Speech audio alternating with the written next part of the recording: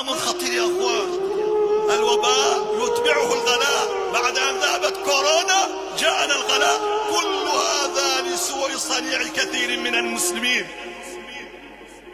وضرب الله مثلا قرية كانت آمنة مطمئنة يأتيها رزقها رغدا من كل مكان فكفرت بأنعم الله فأذاقها الله لباس الجوع والخوف بما كانوا يصنعون.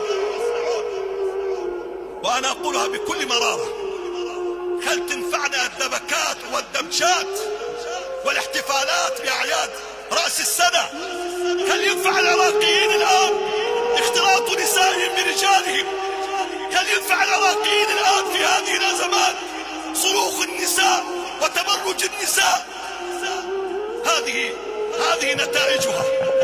فكفرت بأنعم الله فأذاقها الله لباس الجوع والخوف بما كانوا يصنعون. يا رب نسألك باسمك الأعظم ونحن عبيدك الفقراء أن ترفع عنا هذا الغلاء والبلاء يا ذا الجلال والإكرام.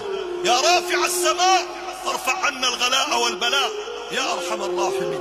نسألك أن تؤلف بين قلوبنا وأن ترحمنا وترحم ضعفنا، فنحن الفقراء وأنت الغني، فمن للفقراء سواك يا ذا الجلال والإكرام.